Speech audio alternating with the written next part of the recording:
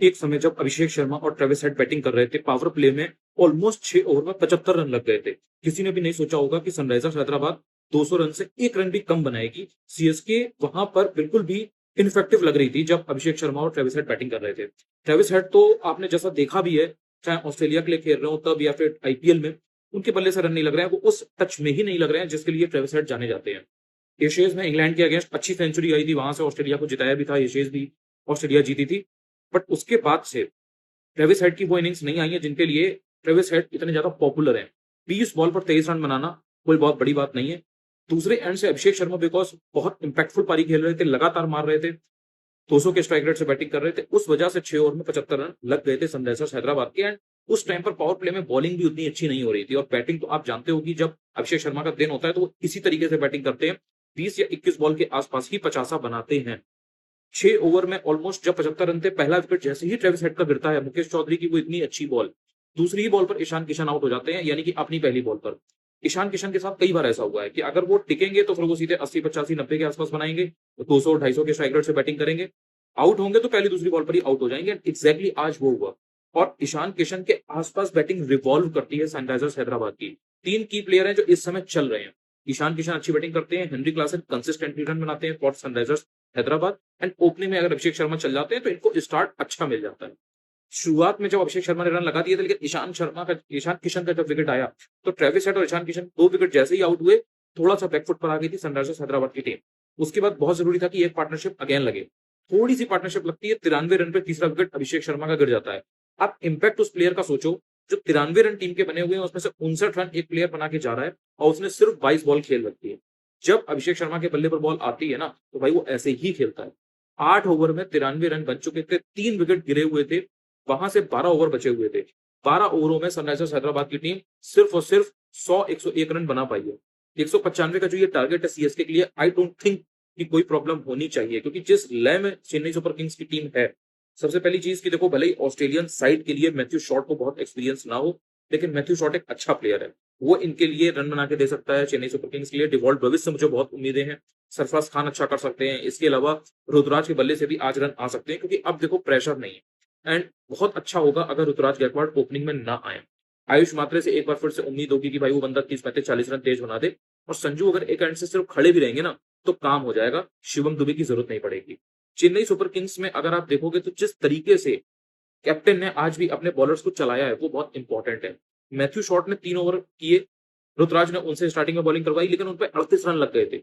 उसके बाद में एक ओवर जो अंशुल कंबोज ने कर रखा था उसमें भी 15 रन गए थे। लेकिन आप ब्रिलियंस देखो अंशुल कंबोज की, कि उस बंदे ने बाकी के 2 ओवरों में सिर्फ 7 रन दिए हैं, 3 क्रूशियल विकेट लिए हैं। पहले हेनरी क्लासन को आउट किया, और उस बंदे का एक क्लियर प्लान है। वो बंदा राउंड साइड से आता है, वहां से आकर के वो वाइड यॉर्कर करेगा, ऑफ स्टंप की बॉल रखेगा, और इतनी एक्यूरेसी के साथ वो ये बॉलिंग करते हैं कि वहां पर वो रन नहीं लगने देते हैं। विकेट भी लिया है आज तो हेनरी क्लासन का। शिवांग कुमार को आउट किया, उस बंदे ने एक छक्का लगा दिया था, अच्छे टच में दिख रहा था, 1-2 हिटें लग रहा था ये बंदा लगा लेगा, उसको आउट भी किया, और बाद में फिर एक तीसरा विकेट भी ले लिया। लिविंगस्टन को भी एंड में आउट ही कर दिया। मुझे पर्सनली समझ में नहीं आया कि लिविंगस्टन को बाद में क्यों भेजा एज एन इम्पैक्ट प्लेयर। समझ में आ रहा था, ओके ठीक है कि आपके इतने विकेट गिर गए हैं, आप चाह रहे हो कि जो बात के 2-3 ओवर हैं उनमें फिर रन बन जाए, लेकिन आपको अगर लिविंगस्टन को खिलाना ही था तो फिर आप पहले खिलाते, वरना फिर जितने रन आपके बन गए हैं आप उनको फिर बॉलर के थ्रू बचाने की कोशिश करो। क्योंकि अगर दूसरे प्लेयर ने, जैसे केकेआर के साथ हुआ था कि कैमरून ग्रीन को इतना स्ट्राइक मिली ही नहीं कि वो बड़े रन लगा पाए, तो ठीक यही सनराइजर्स हैदराबाद के साथ भी हुआ कि लिविंगस्टन को बाद के ओवर में जब वो बैटिंग करने आए भी हैं एज एन इम्पैक्ट प्लेयर, तो इनको इतना मौका मिला ही नहीं कि वो बड़े बड़े रन बना पाए, बड़े बड़े छक्के लगा पाए। एंड आते ही आते हर कोई एकदम छक्का नहीं लगाने लगता है, हर किसी के पास वो स्किल सेट नहीं होता है। देखने में लगता है बड़ा आसान कि अरे भाई फ्लैट पिच है आप मार दोगे, लेकिन आसान नहीं होता है। 5-6 बॉलें अगर आप खेल रहे हो, 2-3 रन बना रहे हो, तो वो बॉलें बर्बाद जा रही है बेसिकली। तो वहां से सनराइजर्स हैदराबाद का ये मूव मुझे समझ में नहीं आया। चेन्नई सुपर किंग्स बहुत एक्यूरेट थी भाई अपनी प्लानिंग में, अपनी एग्जीक्यूशन में।